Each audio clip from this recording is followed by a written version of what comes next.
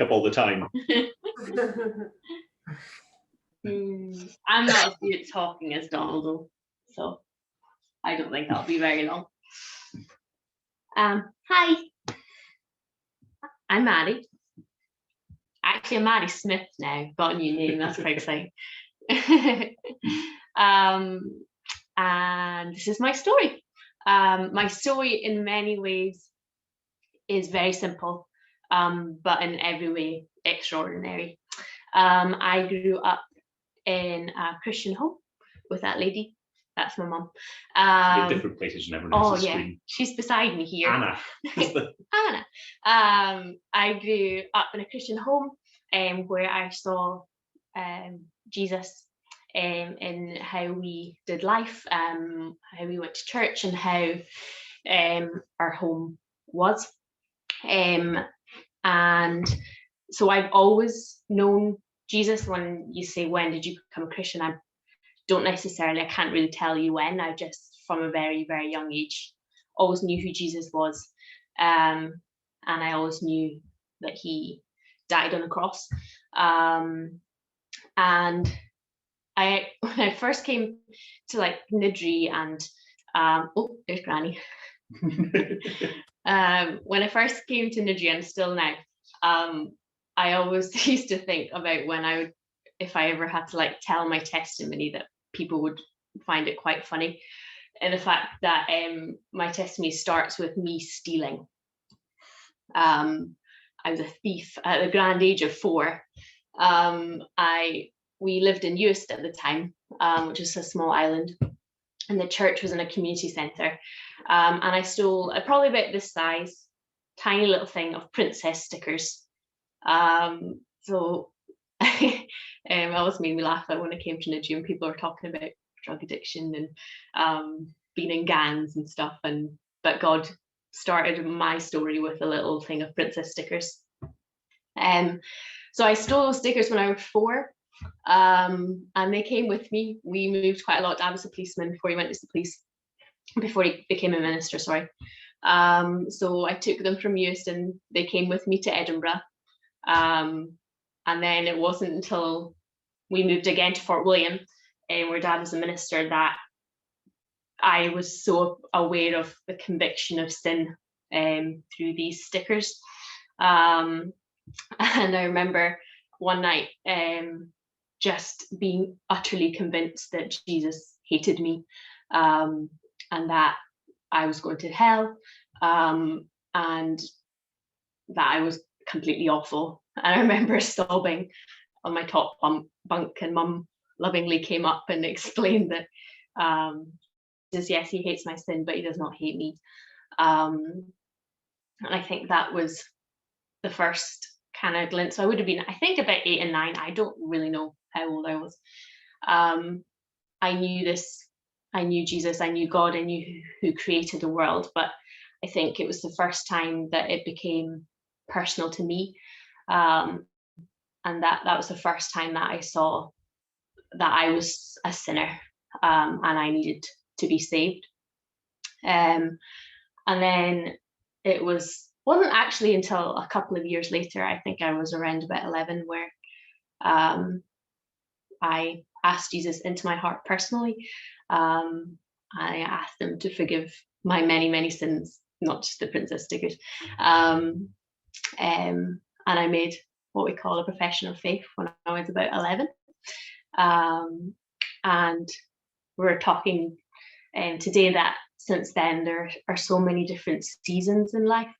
But I'm looking back on it today, because we've been talking about doing this, I just have seen God's steadfast love through every season. So I went to school in Fort William, finished primary school there, and then did high school there. I kind of loved high school. I didn't have any real issues in high school. I was probably the only Christian for most of my schooling. But that wasn't particularly a big challenge at that time. Everyone knew I was the minister's kid, but I actually loved being a minister's kid. I loved being in a manse. I loved being around people. I loved having people in the house, and I loved showing people Jesus. So I loved that whole thing. So I think that kind of, and my friends, people knew that, people saw me, they didn't see that I wanted to rebel or anything. So they didn't ever make me do anything I didn't want to do. So I'd say it wasn't a particularly challenging school experience or challenging time in my Christian life. And then when I was 18, I moved to Aberdeen. Woo. When I first met this dude. And I'd say it was the first time my faith was really challenged. First of all, when I left home was when you guys will be well aware of the situation with Dad. But that's kind of when that first, like, not kicked off, but that's when that's started unfolding as such. So that was happening when I first arrived in Aberdeen. And I actually forgot this. I was telling Dawn to tell Dawn this today. But when I first moved to Aberdeen, I did psychology, so it was social science. So psychology, sociology, and politics, actually. And I remember I was in a lecture. So I came from Fort William, a not particularly big place. And there's like 200 people in this auditorium. And we were doing psychology, and I remember the guy, I can't remember what the lecture was about, but the lecturer stood up and just goes, "So we all know there's no God." And that's how he started his lecture. And I just remember being absolutely blown away at this man who just stood up and completely denied my faith and everything that I believed in. So I'd say, like, uni was the first time that I had to really get to know my faith for myself.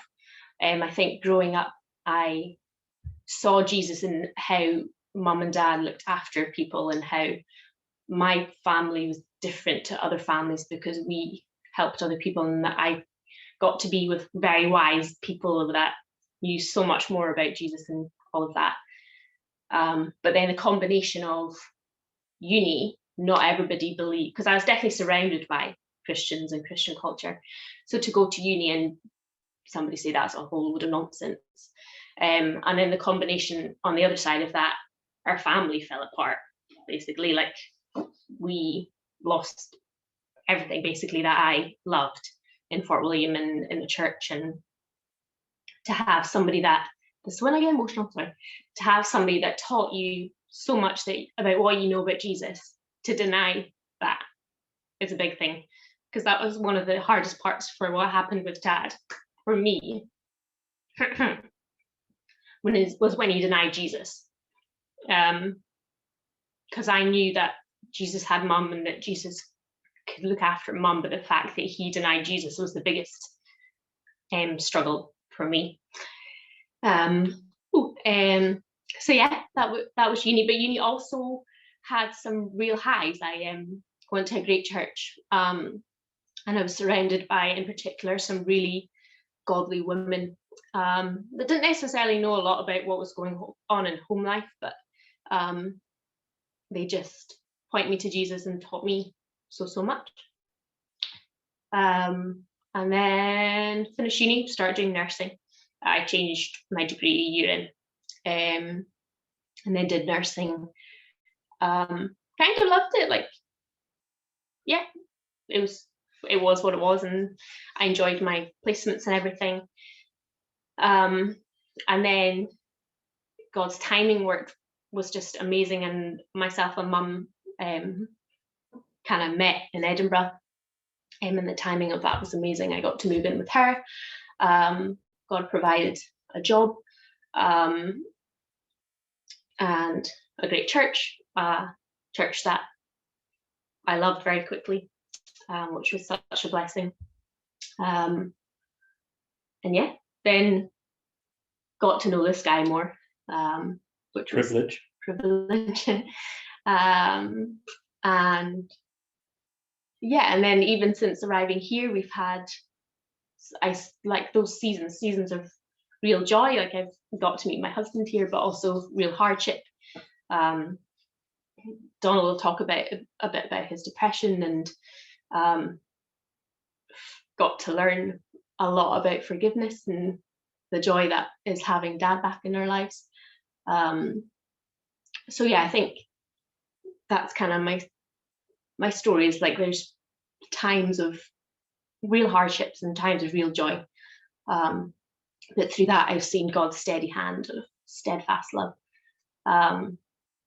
which is pretty cool at the age of 25 to see God's work from the age of 4.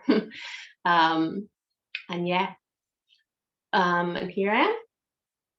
Oh, and then work. So then I think like testimonies and things, we talk like what can you pray for, and big thing for me at the moment is work. I find work really hard. I find my work really challenging. I'd love to do different work. I'd love to still be a nurse, but not on the ward I'm on at the moment. So yeah, that I was also speaking today at Donald, like as I said, like I can look back to the age of like 4 and see all those ups and downs and seasons of life, and God's love is so steady, but yet I have such an anxious heart. He has brought me through so much, but yet I am anxious. Yet I am worried pretty much every day about going to work. So I'm back on Thursday. So yeah, appreciate prayer for that. And that's my chat. It's been it. Has anyone got any questions for Mary? Like how you had it in politics for you? I actually quite enjoyed it. You know nothing about I know politics. absolutely nothing about politics, but it was quite interesting. Nothing. It wasn't a very worthwhile course, was it? I passed. That's even more worrying. Sorry, we'll move on. So that's Mary. So my own upbringing was similar in terms of church life, but I think so. I was also privileged enough to grow up in a Christian family, in a Christian home, with a mum and a dad who both loved Jesus and lived that out in their lives. I think the big difference, though, between me and Mary in that period is that while we were both shown Jesus, I didn't see Jesus at all. And so my mum and dad were very faithful in how they taught me and they brought me up as Christian parents. I had the amazing privilege of going to a really solid and Christ-centered church, but through all of my sort of years of school had frankly no interest whatsoever in it. I think the big thing for me through especially sort of secondary school age was I didn't care about anyone else or anything else, and that just didn't care what anyone else thought and what anyone else needed, about other people's feelings really. Just lived life for myself, and I think the big thing in that was that it meant that life was very easy, and in many ways life was very fun. Like I loved high school life, but at the same time life was very empty. There was nothing, there was no substance to it, and I think deep down I knew that, but as the devil so often tells you, you just need more of what you're going for. And so that's kind of the direction I headed when I left home at 18 to go to university. I started doing a degree in naval architecture, with basically the sole purpose of that being you got paid an absolute bomb.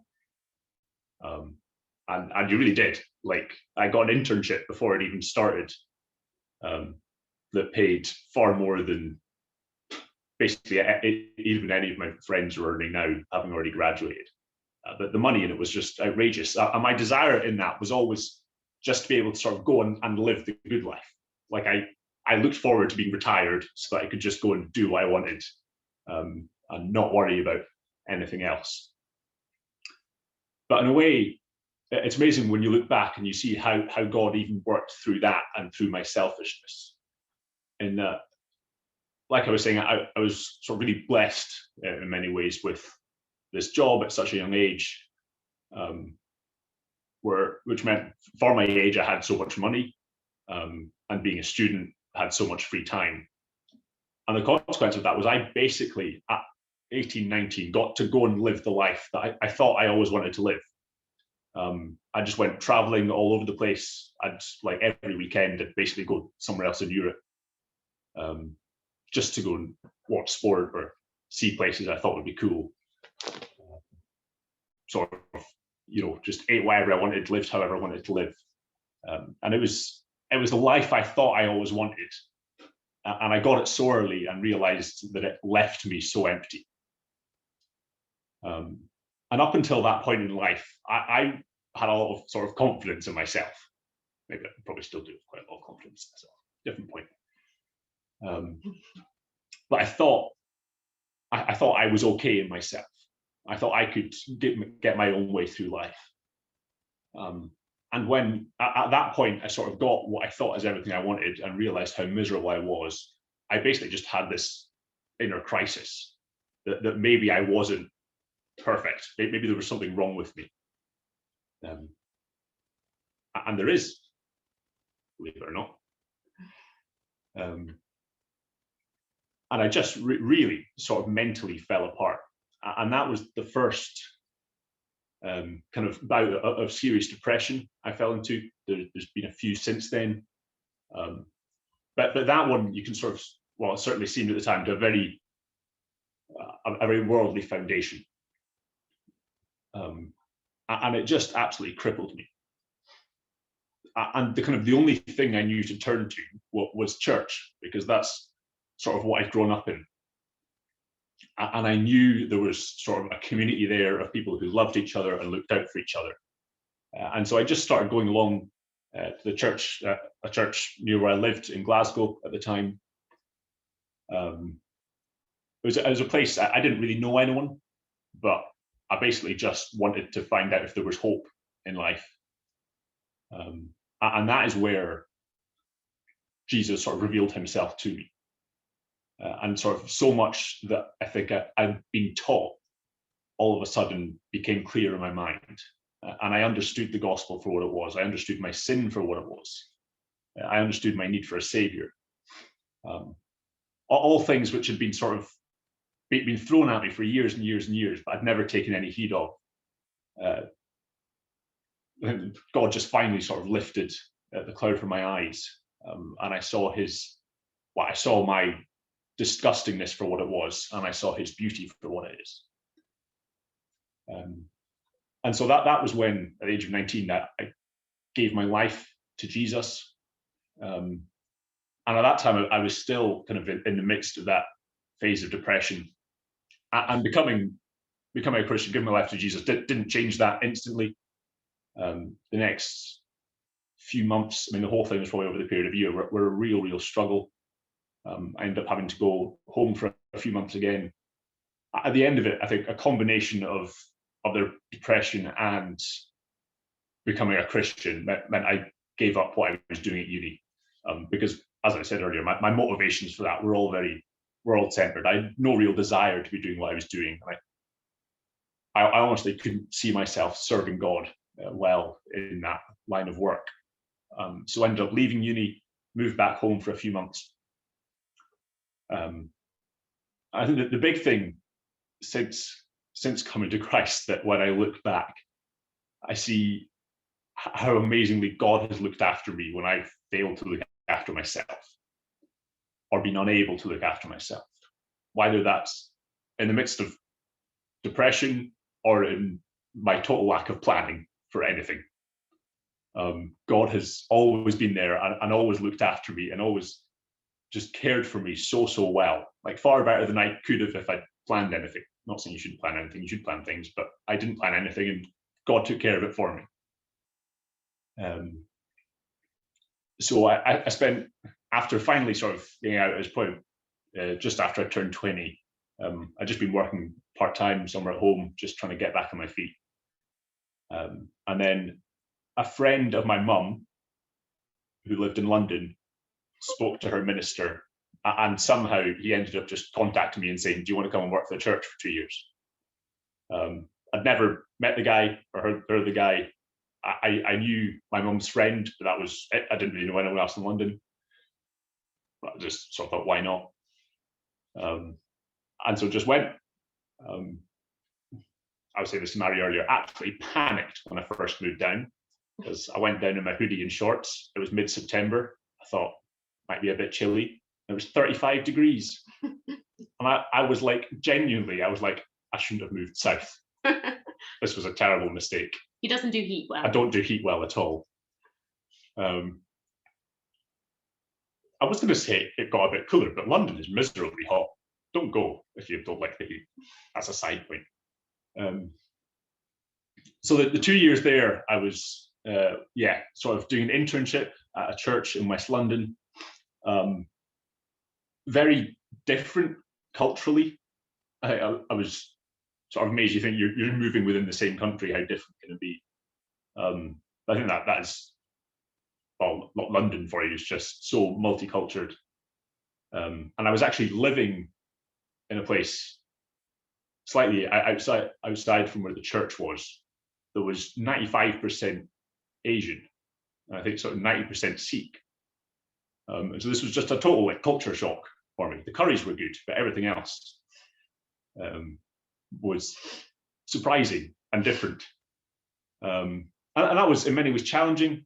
I was still pretty young. I didn't really know anyone. I was living in a place I didn't particularly like. I like sort of the outdoors and open space, and London is very much not those things. So I did have real struggles there. But the church was so good, and I was so well looked after. And at the same time, I was sort of doing this part-time course called Cornhill that basically just teaches you how to handle the Bible better, how to read it and teach it, and just learn more and more about it. And that was sort of the first tastings I had of really just loving to read my Bible. It's not something I'd ever done before becoming a Christian. Even after becoming a Christian, it wasn't a big part of my life. But it was during that time in London that I really sort of developed a deep-seated love for God's word. And that, I think that was massive in getting me through the next few years, because again, during my second year in London, sort of fell into another bout of depression, which kind of got really bad because I think I was so far away from home and didn't really know one around me that well.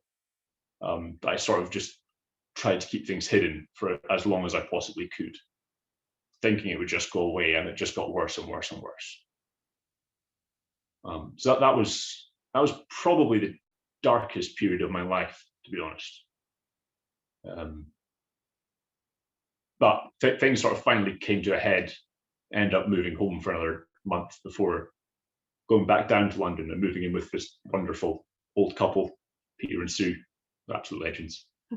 And they sort of looked after me for the rest of my second year in London. That was actually, I didn't mention that was a really sort of a time of real blessing. Just being able to live with an older Christian,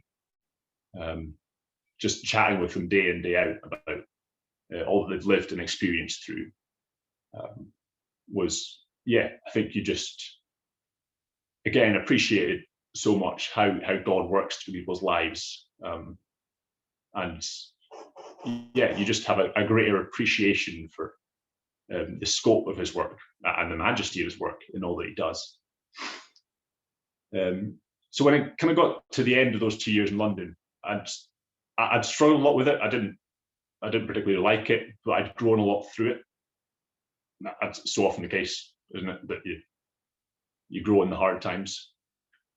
And so the church there, they were sort of suggesting that I go off to seminary, sort of do some full-time theological study. So they wanted me to go to Oak Hill in London, which is full of really posh people and is really expensive and was quite far away. So I came to Edinburgh, where it's free and the people aren't very posh. So that was, again, as planned as ever, I applied to ETS, the seminary I'm studying here in Edinburgh, a month before the course began. They said yes, thankfully, and then I had to find somewhere to stay in Edinburgh, which I hadn't planned for at all, as per usual. And so, I wasn't doing anything about it. I was just like, let mum and dad deal with it. They'll find something. And sure enough, my mum was speaking to her cousin one day, and turns out my cousin had just bought a flat in Niddrie and had a spare room going. So I thought that'll do. And moved there. And I remember the Sunday just before, me and Mary were both in Aberdeen, in the same church in Aberdeen. And we're like, oh, we're both moving to Edinburgh this week. Where are you moving to? Niddrie. Where are you moving to? Oh, Niddrie. Well, what do you know? And so obviously just sort of started going to the same church. I knew Lewis Macaulay as well. We'd been on holiday. I hadn't seen him for like 3 years. We'd been on holiday in America for 2 weeks, totally randomly. That's a whole other story. He's probably told you it. But I hadn't seen him in 3 years. And then my very first trip to Lidl here, I bumped into him and I was like, Lewis, unbelievable. And he was like, oh, come along to Niddrie, come along to church. I was like, yeah, sure. So that's what I did. Went along to Niddrie. 2.5 years ago now, and never really looked back. Went in the first Sunday, probably got shouted at by Mez or something. For some reason, decided to stick around. So the first year of that was just me sort of studying full time at ETS and coming along to church. Then the church very kindly decided to give me some money to pretend to do some work for them on occasion. So I've been doing that for the last couple of years. It's been, again, you grow in the tough times, and frankly, the first year wasn't very tough at all. I think life was maybe just a bit too easy, but it was fun, so, that's okay. And then, just this start of last year, asked Mary out, who I first met when she was going out with John, who's my best friend. Fun fact of the day. Just thought I'd add that in. Unnecessary.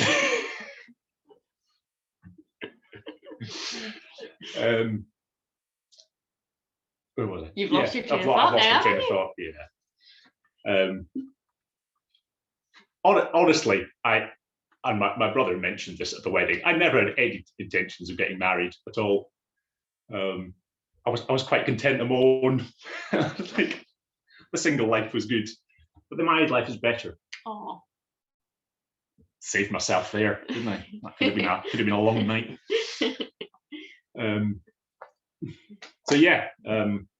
Started going out at the start of last year, and then obviously the whole lockdown thing hit, which was a struggle in many ways, but at the same time meant that we just got to spend a lot of time just with each other and getting to know each other and getting to love each other.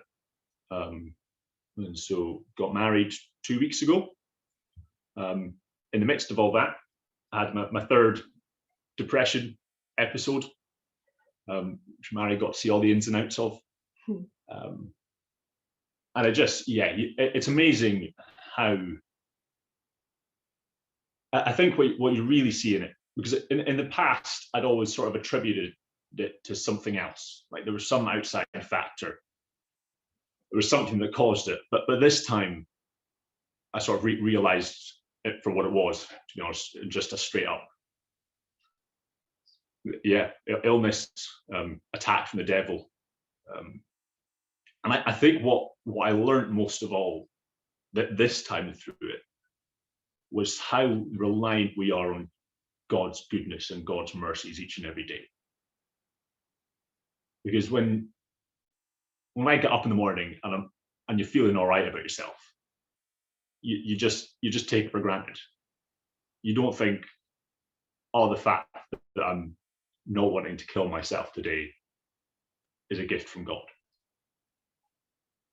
But the reality of sin and sinfulness and the absolute rot that causes in is that without God, that's that's all we deserve. And yet, each and every day that I get out of bed, I do so only because that is God's grace, giving me so much more than I deserve. And there have been now quite a few times in my life where I felt that God has been nowhere near me, and yet you can look back on it and say, even in those times, God is doing so much for me, despite all that I am, and despite all that I've done against him. And so it really just fills you with awe at God's goodness. And it fills your heart with thankfulness, because you realize how lost you are without him and how useless you are without him. I think that's been a lesson I've needed to learn over and over again, because I think in many ways I am quite gifted, and so my temptation is to rely on myself and to trust myself and to think that I can do things on my own. But God keeps on, in whatever way necessary, come back and remind me, you need me. You need all that I am. You need all that I've done for you. And more than anything else, you need Jesus. And so we're just coming out the other side of that now. Mary's been with me the whole way through. She's done very well. It's made a massive difference having someone there alongside me, struggling with me. But yeah, you come out the other side of it with such a thankful heart and a joyful heart in my own Presbyterian way. And so I think that's, at this point in my life, I am in a period of thanksgiving and praise. Of just praising God for bringing me through all that he has brought me through, and for giving me all that he has given me each and every day, despite how undeserving I am. That's all from me. Thanks, Donald. Thanks, Mary. Appreciate it. Sharing with us, particularly not just the good parts, but also the difficult things as well. So we appreciate that. Donald, is there anything we can pray for you as well? Obviously, praying for Mary in her work situation. Yeah,